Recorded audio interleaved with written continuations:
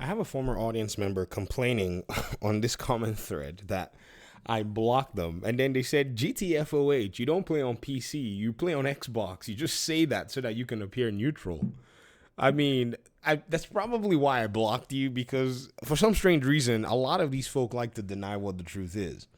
Now, look at what it is that they said on Doc's video. This is the kind of language that they throw. And right now, I'm watching their responses and their reaction with the current market and how they're actually, taking these things into account. Now, we know the playbook of most PlayStation fanboys, but this is actually something very interesting that in this time where the competitor is bringing out maybe, I don't know, 6 times more games than their platform in a given year, right? Depending on where you look at it from 12, 13, 14, you should see exactly what it is they're saying.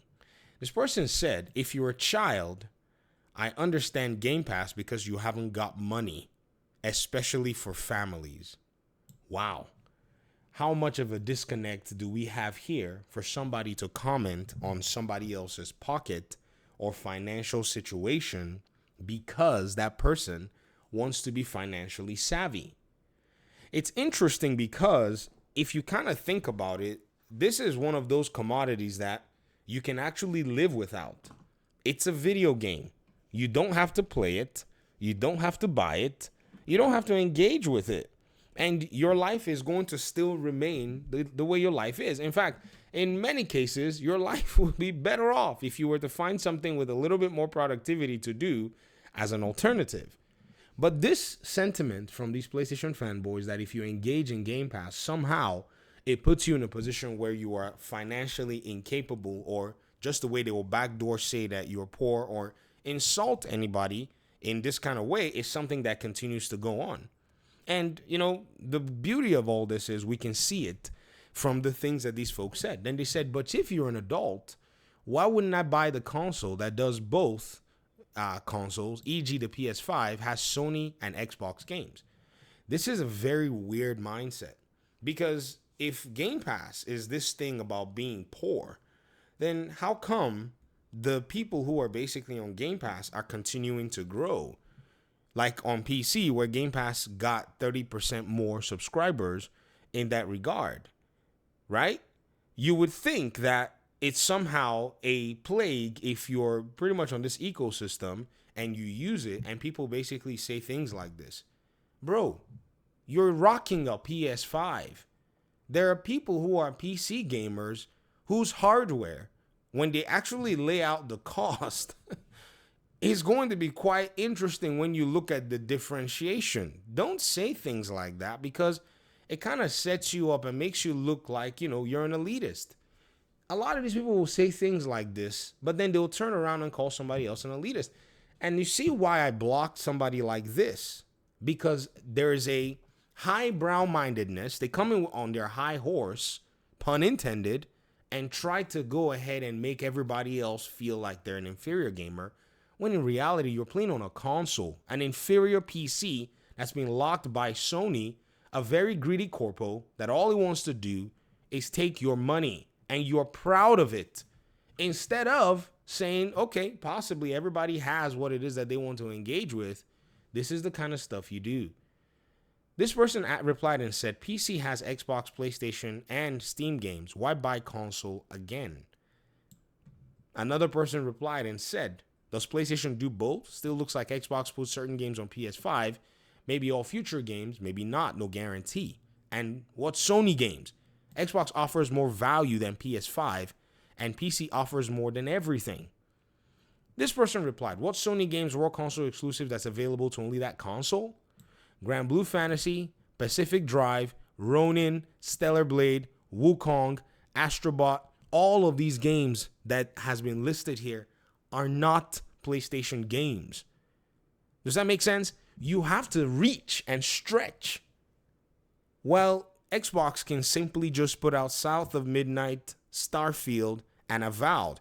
There is a significant amount of Xbox games that are not available compared to PlayStation games that, at the end of the day, stay exclusive. And even though Xbox games are going everywhere, it's simply by the fact that they don't even have enough of an ecosystem or even external ecosystems to support the number of games without them having to push everything everywhere. Because PlayStation proves that. Even PlayStation's games don't have enough of an ecosystem to support them. If they put them exclusive on the PlayStation, many of them bomb. Yes. That's why you have to go ahead and call Pacific Drive. Bro, Pacific Drive was on the Steam Next Fest. This game was an indie project that was pretty much in the making, where many of us were basically supporting it. It's a PC game. Like, what are you talking about, Pacific Drive? Oh, it's a console exclusive, so that does not belong to PlayStation because they blocked it. Ronin, that is available on PC. Stellar Blade, that's hoping, according to the developers, here it is. Stellar Blade, developers hope, right, that the game sells more on Steam. Let me show you. Their developers literally said that. Their developers literally said that they hope that their game will sell more on Steam. That's crazy. That's crazy that they're thinking that their IP, when it gets released on Steam, is going to sell more copies than the PlayStation 5 copies. That they would say that publicly. And yet you want to brag about it when there were not enough PlayStation players that bought it as an exclusive. Black Myth Wukong is on PC. Helldivers 2, PlayStation's game, had to launch on PC. Final Fantasy VII Rebirth is a Square Enix game. Infinite Nikki is another, what is this game? It's another game that does not belong to PlayStation. Maybe this might be PlayStation's own game. Infinity Nikki, free-to-play game, dress-up elements, Android, platforms, PlayStation, Microsoft Windows, developed by Paper Games, Infold. Come on. You guys now have to basically go ahead and be claiming mobile games that are available on Android and whatever. Like, if a Xbox player wanted to play the game, they probably could, right? 2025 Death Stranding 2, Kojima's game. Lost Soul Aside coming to PC. Phantom Blade PC. Wolverine, we're waiting for it, but you know it's going to come to PC. So again, don't sit there and try to make this exclusivity thing be bigger than it is and then look down on people who are being financially savvy as to make it seem like you're somewhat better off than them, because in your mind, you think spending and throwing money at games makes you some kind of a much grown adult. A fool and their money are easily parted. The wealthiest people in the world, if you follow the way they actually manage their funding, they don't throw money away. They don't give money to big corporations that have bigger buildings than their house, whose executives fly private jets while they drive every day or take public transportation across the board, whose children go to private schools while our children go to public schools. What is this nonsense that is being preached here because of some stupid console war that we're going to abandon common sense? Bro, if Game Pass is going to say $240 a year for me to play brand new games and a bunch of other games, to me, that is the noble thing to spend my money on, where I get more value for my own entertainment. And if anything, should I even be bothering entertaining myself? If anybody is talking about not having any money, but somebody else wants to go and blow more up to $500 on games because in their minds they think they're an adult and everybody else sucks. Wow, what a highbrow, high-minded nonsense so-called, attempt to flex that is trying to come out here because of some stupid console fandom. This is the problem about this whole conversation. And a lot of people will come out here saying things like, oh, you don't play on PC, you just say it, oh, it's so corny and blah, blah, blah. No!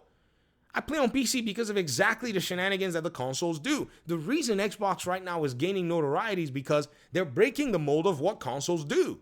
They make games available, something that consoles traditionally have hidden away from players, so that players can, feel the FOMO. Oh no, I wish I could play this game, so that they can go and burden themselves with another hardware piece that's more than likely gonna gather dust. As I sit here, my second monitor is blocking my PS5 in the corner over there. It's not doing anything for me.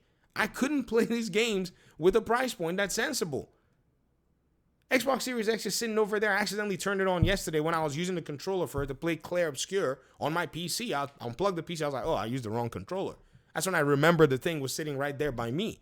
Not saying anything to those who play consoles. I'm just pointing out the fact that once you get to a point and you say to yourself, you want to, gain more value in your gaming, then what is this so-called, attempt to shame people? It's just terrible. Absolutely terrible. Can you imagine thinking that you're going to go give money to Sony? Do y'all even think, about these things very carefully? Like, do people even consider this? Like, hey, when I give money to this, when I give more money to this particular platform, or even any money, what do they do with it? They pay their executives exorbitant amounts of money. These execs, their children are going to go to school in like freaking Geneva and Switzerland, and they're going to have a butler and a driver named freaking Alfred and, Tony or something like that. Whereas our children are going to be riding buses to school, and somehow it's a flex to blow money. Man, get the heck out of here.